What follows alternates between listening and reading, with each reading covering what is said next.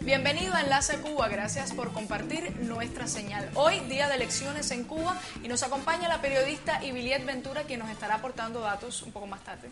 En unos minutos, Karina, vamos a conocer cómo está conformada esta candidatura al Parlamento que se elige hoy, como bien tú decías, el Parlamento que nos va a representar durante la 9ª legislatura. Bien, te esperamos entonces, Iviliet.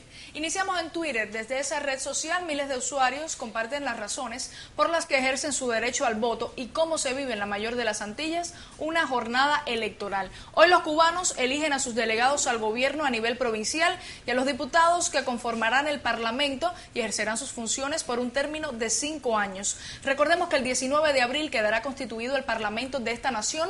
Los 605 diputados elegirán a los miembros del Consejo de Estado, Poder Ejecutivo, incluido el presidente del país. Vamos entonces a Twitter. Comenzamos con Anabel Díaz, quien dice: voto unido por el futuro de Cuba, por la unidad y la democracia que conquistamos y vivimos. Lo acompaña con una caricatura muy elocuente. Un pionero de los miles que en Cuba custodian las urnas le recuerda a su abuelo que el voto es secreto, a lo que el anciano le responde: a ti puedo decírtelo, voté por tu futuro.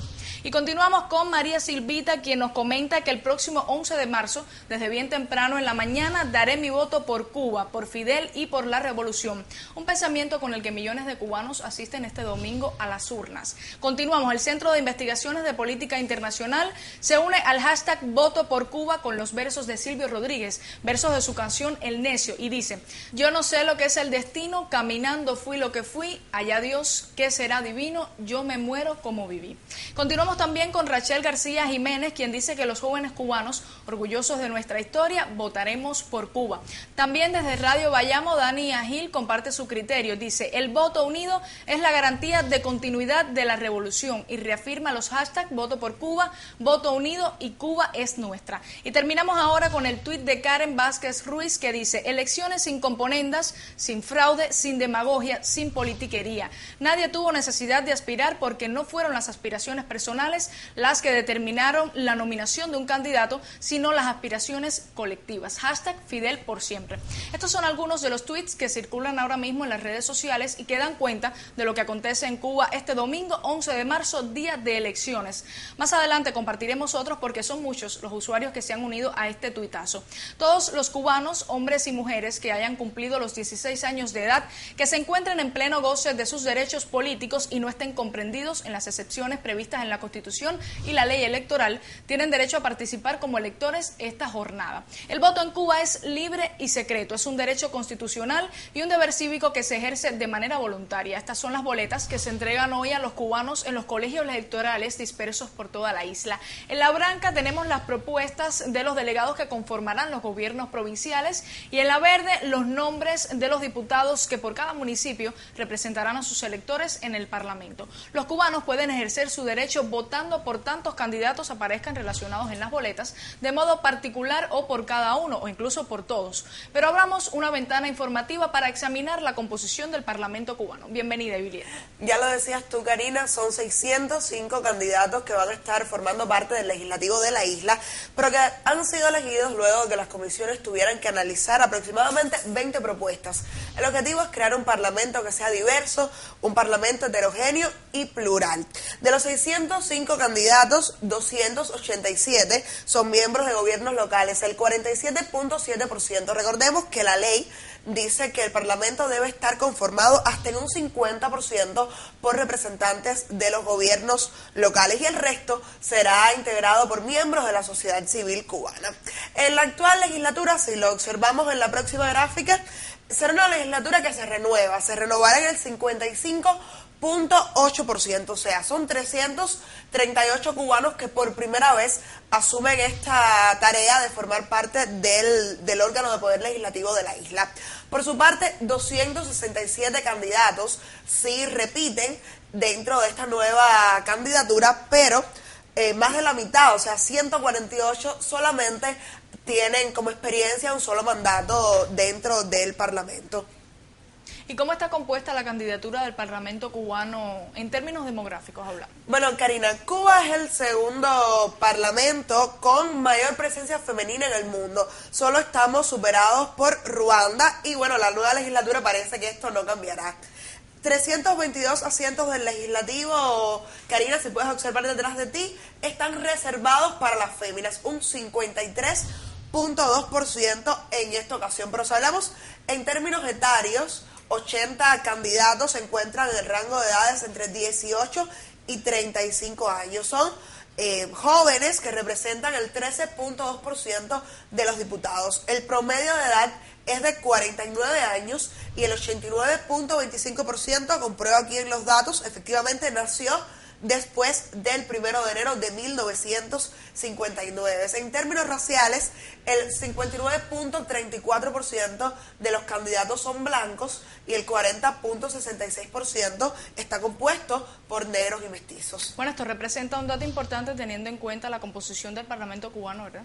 Efectivamente, como ya te decía, se está buscando la representatividad sobre todas las cosas. Si hablamos en términos de nivel de escolaridad, es importante apuntar que el 86% de los candidatos tienen un nivel escolar superior y que el 14% cuenta con un nivel medio superior, estadística que corresponde al desarrollo educacional que ha alcanzado Cuba en las últimas décadas. Y específicamente, ¿cuáles son las ocupaciones de los 605 candidatos? Bueno, se busca la heterogeneidad. Esta palabra, no porque la haya repetido varias veces, carece de importancia si hablamos de los candidatos a esta novena legislatura. Estamos hablando, por ejemplo, de miembros de gobiernos locales, provinciales, de dirigentes políticos, de representantes de órganos legislativos, estatales, o sea, también del Ejecutivo, y dirigentes de organizaciones de base. En total, 259 candidatos relacionados con estas labores. Sin embargo, el Parlamento también está compuesto por personas que juegan otros papeles dentro de la sociedad. Por ejemplo, hay 83 candidatos vinculados a la producción y los servicios, 47 vinculados al área de la educación, 39 escritores y miembros de la cultura, incluidos algunos periodistas. Si hablamos de campesinos, existen 28 diputados, candidatos a diputados que provienen de este sector, 34 vinculados a la salud, algunos a la investigación.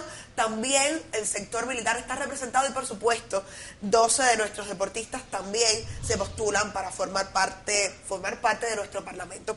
Se busca también, sin embargo, que estén otros actores políticos involucrados. Este es el caso de 4 miembros del sector no estatal, un sector que en la economía del país viene pujante, viene dándole un impulso económico importante al país, y el resto, Karina, se divide entre representantes de instituciones religiosas, dirigentes estudiantiles y otros dirigentes administrativos y especialistas. Bueno, esto es una evidencia de la pluralidad, teniendo en cuenta que el objetivo del legislativo es que los diversos sectores estén representados en la nación. Y también es importante recordar, Karina, que bueno, en definitiva el papel del Poder Legislativo es dictar las leyes que van a guiar los senderos de la nación, y es importante que ningún sector de la vida cubana esté desconocido, esté sin representación a la toma de decisiones. Por eso creo que sí, si hablamos de Parlamento en Cuba debemos mencionar definitivamente la palabra representatividad. Gracias, Civiliet. Y tenemos un contacto telefónico del otro lado de la línea, Jennifer Bello, miembro del Consejo de Estado, la miembro más joven del Consejo de Estado y candidata a diputada del Parlamento cubano en estas elecciones. Jennifer, destacábamos la cifra, 80 candidatos tienen entre 18 y 35 años, lo que representa el 13,2% del total. ¿Crees que ese número es un reflejo de lo que representa la juventud en la sociedad cubana de hoy? Como joven, como diputada y candidata, ¿cuál crees que es el principal reto de los jóvenes cubanos en este momento?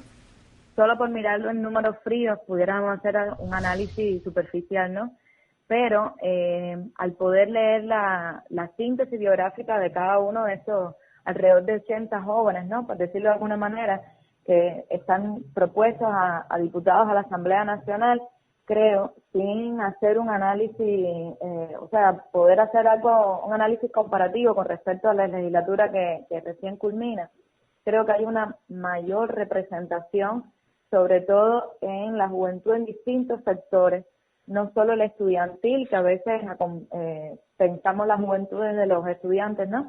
No solo en el sector estudiantil, sino una gran participación, representación de los jóvenes en responsabilidades muy importantes, en industrias, en empresas, en la atención a los servicios, incluso al frente de importantes tareas en sus provincias y en sus municipios. Yo creo que ese es el valor que realzan en esta composición, sobre todo en confiar en este sector poblacional de la juventud cubana, que puedan estar representando a los jóvenes de su territorio en el Parlamento cubano por el gran valor y por lo que han aportado desde su profesión y desde su desempeño cotidiano en sus provincias. Creo que para los momentos actuales son varios los retos que nos corresponde asumir como generación, pero muy importante resaltar algunos que en el orden, yo creo que de la participación ciudadana, la responsabilidad también con nuestra etapa, con nuestra época,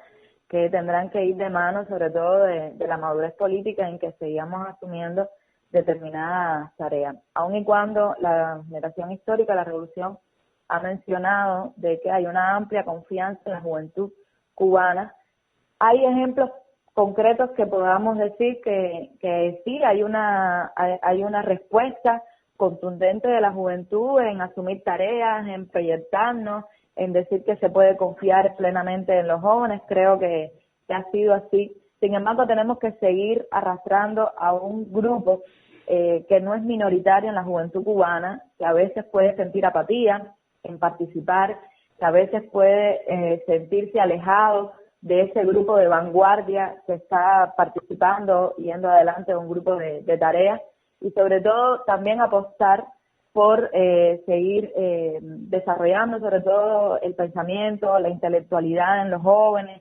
en espacios de diálogo donde se sigan escuchando cuáles son nuestros intereses, nuestras necesidades, nuestras problemáticas, y sobre todo que esa composición joven del Parlamento sea voz de esas necesidades reales que tiene la población joven de Cuba, que aunque es una sociedad envejecida, pero los jóvenes hoy tendremos que seguir asumiendo retos y tareas muy importantes que nos hagan valer como esa juventud rebelde, entusiasta, que ha caracterizado siempre a la población joven cubana.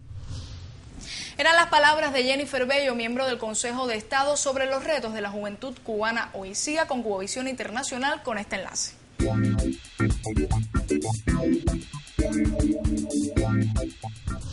Comentamos ahora otro suceso que también ocupó espacio en los medios digitales y en las redes sociales en los últimos 7 días. Los países miembros del ALBA-TCP, la Alianza Bolivariana para los Pueblos de Nuestra América, Tratado de Comercio de los Pueblos, reafirmaron a inicios de esta semana su solidaridad con Venezuela ante los ataques internacionales del gobierno de Estados Unidos, sobre todo. Los países que conforman el ALBA rechazaron también la exclusión de ese país de la 8ª Cumbre de las Américas, un encuentro en el que la Organización de Estados Americanos, la OEA, actúa como Secretaría Técnica, así especifica en su sitio web, y es que se realizará en Lima el próximo abril. Allí en Caracas, específicamente en el Palacio de Miraflores, el presidente cubano Raúl Castro dedicó su primera intervención al comandante Hugo Chávez, fundador del ALBA, a quien se recordó especialmente este 5 de marzo a un quinquenio de su muerte física.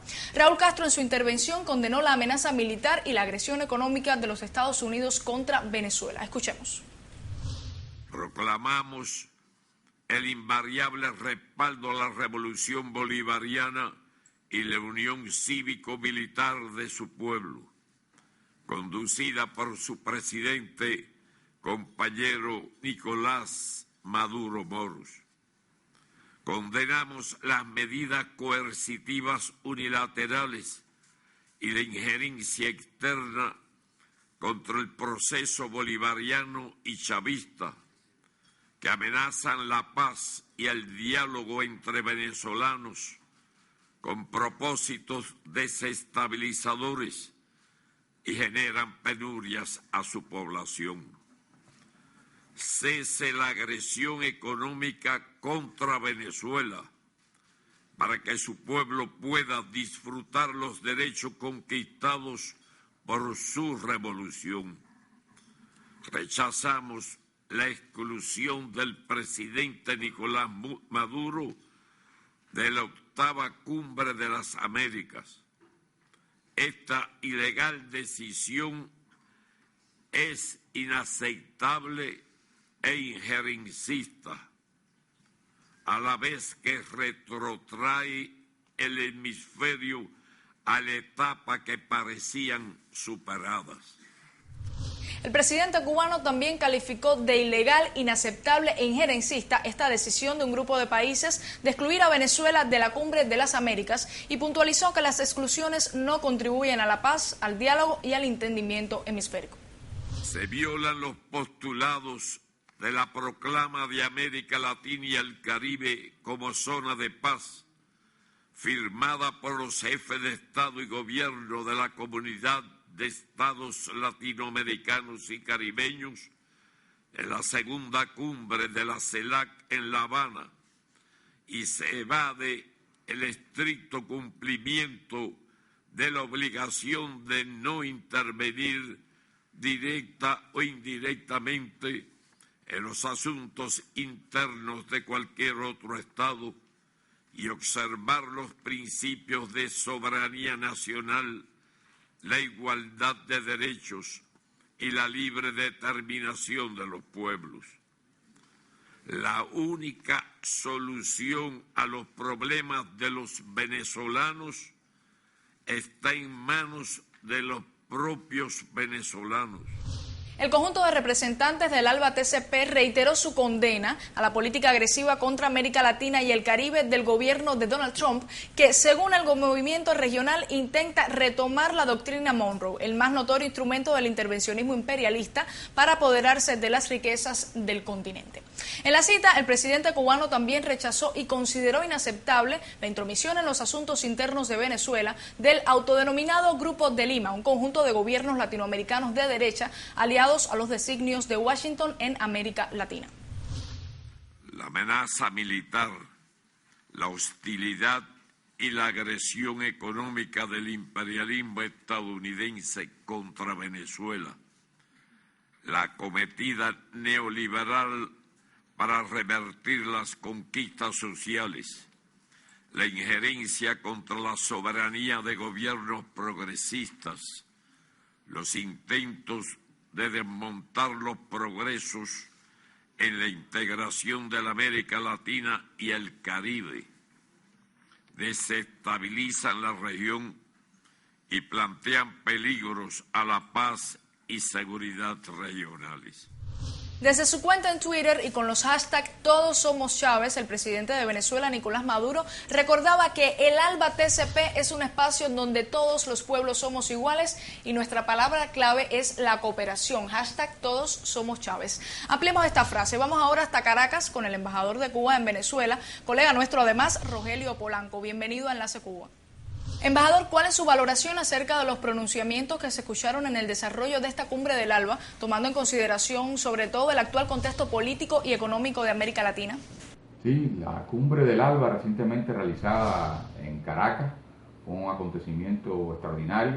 En primer lugar, por la coincidencia con el 5º aniversario del fallecimiento del comandante Chávez, el gran homenaje realizado por los jefes de Estado y de gobierno de la Alianza junto al presidente Nicolás Maduro y al pueblo venezolano en tan importante fecha para todos los latinoamericanos y caribeños y para las personas de bien de todo el mundo que recuerdan en el comandante Chávez a uno de los más importantes líderes del movimiento revolucionario y progresista mundial.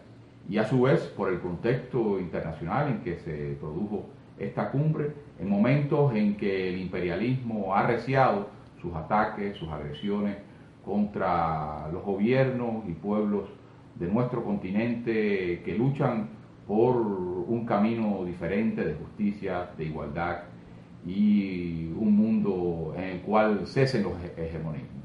Es en estas circunstancias en las que se expresó con mucha fuerza la solidaridad con el gobierno venezolano frente a los ataques que está siendo objeto por parte de Estados Unidos y un grupo de países aliados de la región y de otras partes del mundo que pretenden socavar los grandes logros alcanzados por la revolución bolivariana en estos años y que a su vez constituyen un intento de injerencia contra los asuntos internos de la República Bolivariana de Venezuela. El apoyo mostrado por los demás países del ALBA a Venezuela en su derecho a participar en la Cumbre de las Américas. Fue expresamente decidido en esta Cumbre del ALBA y por tanto creo que marca un espacio importante de la lucha de nuestros gobiernos progresistas por acabar con esta intención hegemónica de impedir que el pueblo venezolano se exprese y haga llegar su verdad al mundo. Gracias por unirse a este enlace desde Caracas. Pero los ecos de esos intentos por cambiar el rumbo que soberanamente han elegido nuestros pueblos también se escuchan en La Habana. En un nuevo capítulo de un libreto ya visto y fracasado, dos personajes de la historia contemporánea de América Latina, hablamos de los expresidentes de Colombia y Bolivia, Andrés Pastrana y Jorge Quiroga, respectivamente, intentaron visitar Cuba para recoger el premio Payá, un galardón que entrega un grupúsculo liderado por miembros de la contrarrevolución cubana. Algunos días atrás, el actual secretario general de la OEA, Luis Almagro, anunciaba su intención de visitar también la isla para recibir el premio que no pudo recibir tampoco el año anterior. Estos personajillos interpretan su papel y Cuba el suyo. Pastrana y Quiroga quedaron tras la frontera, simplemente no se les permitió entrar. Tal como escribió un colega, la OEA y esas otras organizaciones que siempre eligen algún vocablo derivado de la palabra democracia para nombrarse y autodefinirse, deberían ya saber que quienes traicionan los principios éticos elementales no han sido ni serán jamás bienvenidos en la Cuba revolucionaria de Fidel. Sobre este tema lo invito a leer el artículo del historiador Ernesto Limia, que dice: fracasó el show anticubano de Pastrana y Quiroga. Ha sido cientos de veces compartido, así que no les será difícil localizarlo.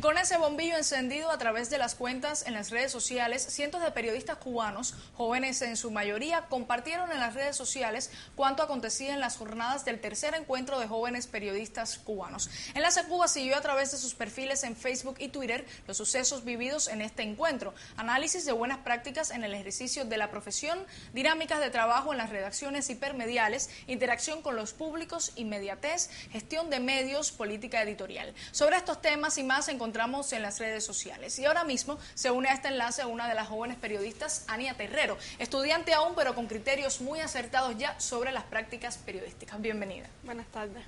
Bueno, Ania, quisiera saber cuán encendido estuvo el bombillo durante estas jornadas de debate entre los jóvenes periodistas cubanos. Bueno, Karina, no sé si sabes que en el encuentro estuvieron participando jóvenes de todas las provincias del país, alrededor de 60 periodistas, a razón de 3 por cada provincia, tratando de representar los 3 medios de prensa, es decir, de la prensa escrita, de la radio y la televisión, y alrededor de 40 de los medios nacionales en La Habana y de otros medios provinciales.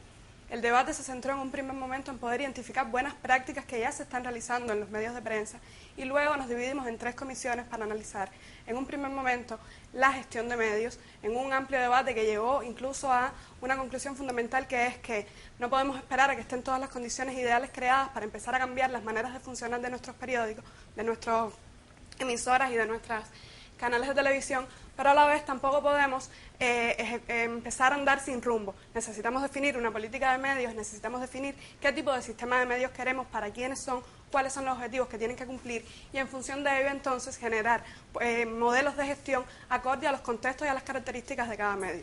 En una segunda comisión estuvimos hablando de cómo ejercer la práctica del periodismo en los nuevos escenarios de convergencia mediática, es decir, con el incremento del Internet, con el incremento incluso del acceso de los cubanos al Internet, que marca otras tendencias y otras maneras de relacionarse los públicos con los usuarios y de estos a su vez con lo que sucede en los medios de prensa. Ya no podemos simplemente publicar una cosa y pretender que no va a haber un feedback. Todo lo que hagamos, todo lo que escribimos, todo lo que ponemos está siendo constantemente evaluado y nosotros nos estamos dando cuenta de ello.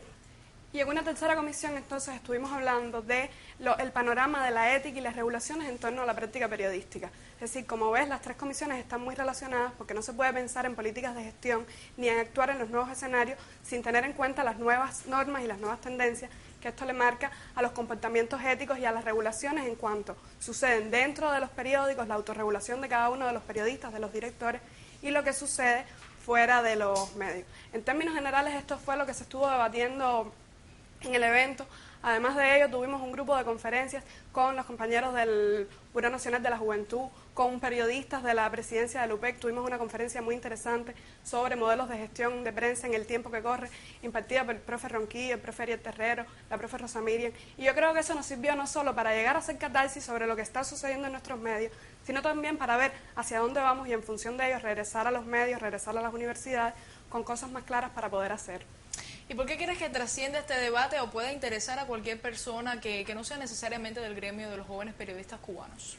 Yo creo que partiendo del hecho de que todo lo que se discute dentro del gremio periodístico, todo lo que discutimos nosotros, sin importar el contexto y sin importar incluso los temas, trasciende nuestro espacio, porque al final y al cabo, en última instancia, los medios son mediadores entre la gente, entre los públicos y entre los espacios de poder político, económico, sociopolítico. Cualquier cosa que se discuta va a ser de interés no solo de nuestro medio, no solo de los jóvenes, sino incluso de toda la sociedad. Más aún en un contexto en el que el tercer encuentro nos está parando frente a los retos y frente a las necesidades que tiene la práctica periodística del país, en un contexto en el que pasamos por actualización del modelo político socioeconómico, pasamos por una reconceptualización de nuestro socialismo, Cuba está en un punto en el que tiene que redefinir y cambiar muchas cosas, y el periodismo tiene que ser obligatoriamente protagonista de esto.